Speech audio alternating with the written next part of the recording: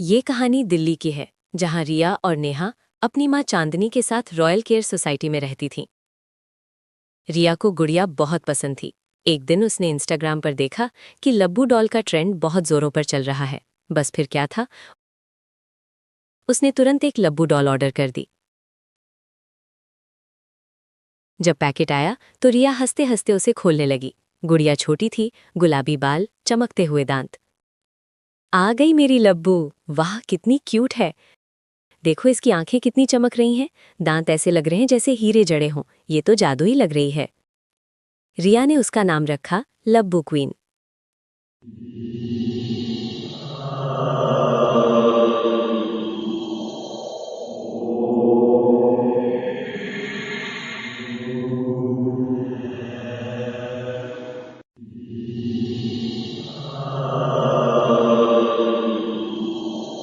रात को रिया ने लब्बू डॉल को बेड साइड टेबल पर रखा और सो गई। रात बीत गई। सुबह जब रिया उठी तो उसने देखा कि डॉल की पोजीशन बदली हुई है, जैसे किसी ने उसे घुमा दिया हो। शायद मुझसे ही गलती हो गई होगी, उसने सोचा। लेकिन जब उसने ध्यान से देखा तो उसे ऐसा लगा जैसे डॉल उसे ठंडी गहरी नजर से घूर रही हो। रिया ने ज्यादा ध्यान नहीं दिया और बाहर चली गई।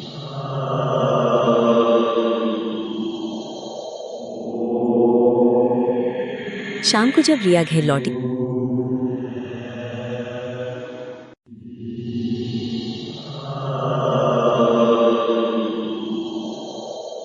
तो उसने देखा कि टेबल पर लब्बू नहीं है।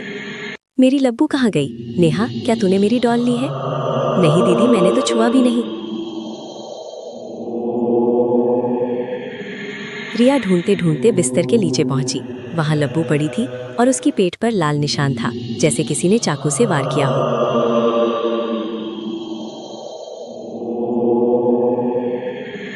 ये क्या हो गया? रिया ने दाग साफ करने की कोशिश की, लेकिन वो नहीं गया। थककर उसने डॉल को फिर से टेबल पर रखा और सो गई।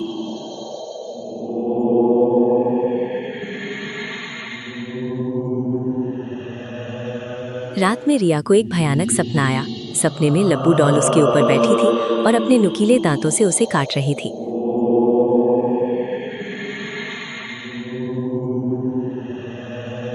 अचानक रिया की नींद टूट गई। वो कांप रही थी और तभी उसने देखा लब्बू सच में उसके ऊपर बैठी थी। रिया चीख पड़ी और डॉल को नीचे फेंक दिया। जैसे ही डॉल जमीन पर गिरी, कमरे की लाइट टिमटिमाने लगी।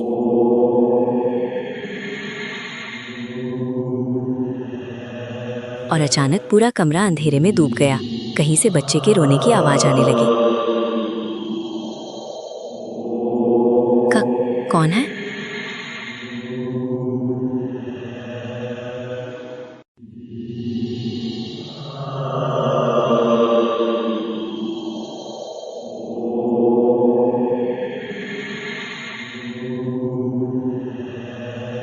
रिया ने जल्दी से लाइट जलाई। उसने देखा लब्बू फिर से बेड साइड टेबल पर थी और उसकी आंखों से आंसू गिर रहे थे।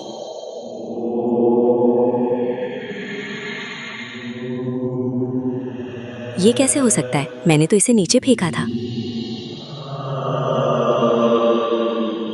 रिया डर से तेज तेज सांस लेने लगी।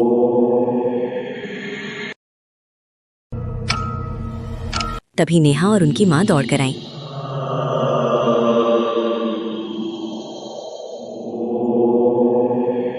रिया बोली, ये डॉल बहुत अजीब हरकतें कर रही है, अपने आप चलती है, रोती है। इसके अंदर कोई आत्मा है।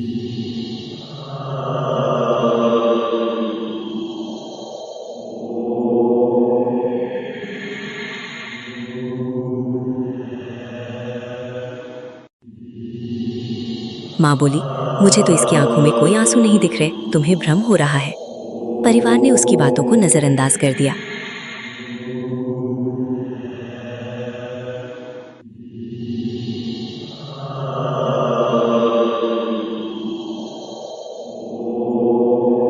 ऑफिस में भी रिया का मन नहीं लग रहा था।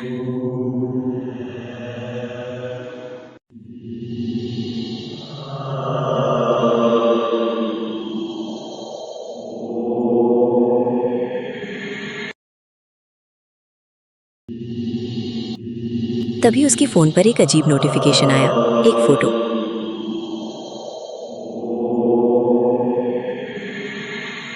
जिसमें साफ साफ लब्बू की परछाई दिख रही थी।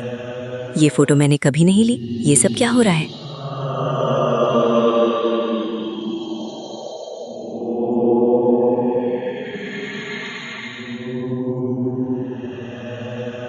रिया गुस्से में घर लौटी। लब्बू जमीन पर पड़ी थी, आंखें बंद थी लेकिन मुंह खुला हुआ था।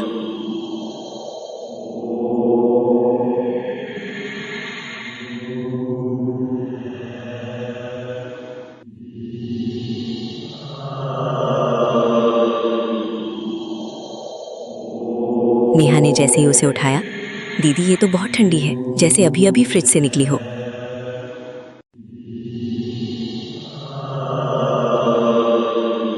गुस्से में रिया ने डॉल को बालकनी से नीचे फेंक दिया।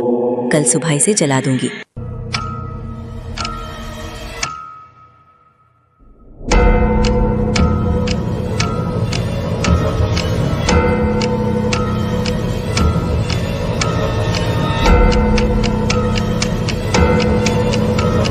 रात में फिर लाइट टिमटिमाने लगी। अंधेरे में रिया को बिस्तर पर किसी भारी चीज का एहसास हुआ। उसने देखा बिस्तर के कोने में एक लड़का बैठा था, डरावनी मुस्कान के साथ। पार्ट 2 के लिए चैनल को सब्सक्राइब करें।